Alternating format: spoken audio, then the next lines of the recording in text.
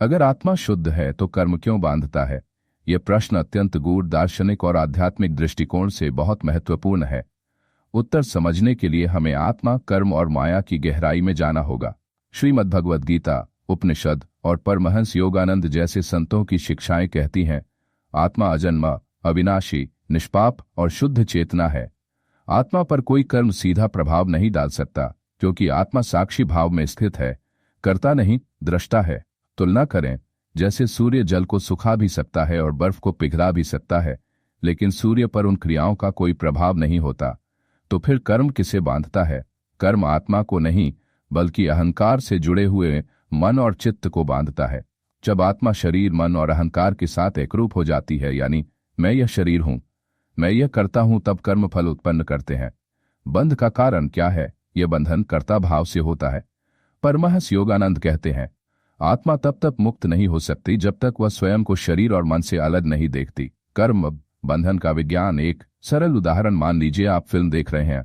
आत्मा एक निर्दोष दर्शक है, लेकिन जब आप फिल्म से इतना जुड़ जाते हैं कि डरने लगते हैं, तब आप दर्शक नहीं रह जाते, आप अभिनेता जैसे बन जाते हैं।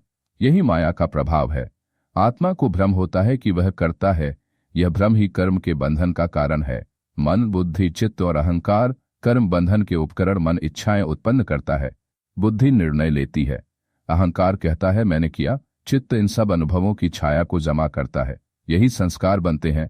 जब आत्मा इन उपकरणों के साथ जुड़ जाती है, तब वह कर्म के बंधन में पड़ती है, पर आत्मा स्वयं नहीं बंधती, बंधता है उसका आभास। परमहंस योगानंद का दृष्टिकोण। योगानंद जी कहते हैं, आत्मा कर्मों से नहीं बंधती, वह तो प्रकाश का अंश है। बंधन केवल तब होता है जब आत्मा स्वयं को कर्ता और भोक्ता समझने लगती है। इसलिए योगानंद जी ने ध्यान, जप और स्वयंवेषण का मार्ग बताया, ताकि हम मन और अहंकार की परतों को हटाकर आत्मा की शुद्धता को अनुभव करें। समाधान, कर्मों से मुक्ति कैसे?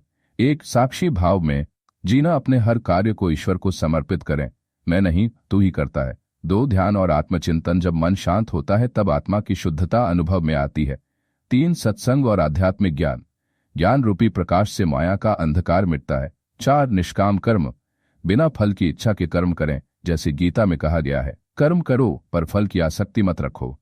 आत्मा शुद्ध है, कर्म उसे नहीं बांध सकता, पर जब आत्मा कर्ता बन जाती है तब वह बंध जाती है। बंध केवल भ्रम है। जब आत्मा अपनी शुद्धता को पहचान लेती है, जब वह जान जाती है कि मैं शरीर नहीं, मैं चैतन्य हूं, तब सारे बंधन अपने आप टूट जाते हैं। जैसे सूर्य को धूल नहीं ढक सकती, वैसे ही आत्मा को कर्म नहीं बांध सकते, जब तक कि वह स्वयं को उस धूल से एक न समझे। आत्मा शुद्ध है, वह न जन्म लेती है, न मरती है, और न ही कर्मों से बंधती है।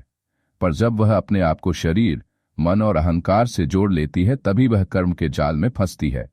यह बंधन असली नहीं, केवल अज्ञान का परिणाम है।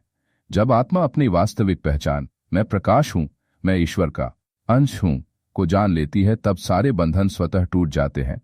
कर्म उसे नहीं बांधते, क्योंकि वह तब करता नहीं, केवल साक्षी बन जाती है। इसलिए समाधान बाहर नहीं, भीतर है। शांति, मुक्ति और आनंद आत्मा की प्रकृति है। बस हमें याद करना है कि हम कौन हैं।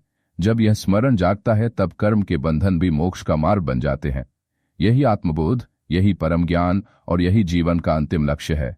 अज्ञान बंधन है, ज्ञान मुक्ति है, अहंकार बंधन है, समर्पण मुक्ति है। जय गुरुदेव। साक्षी भाव मुक्ति है। जय गुरुदेव।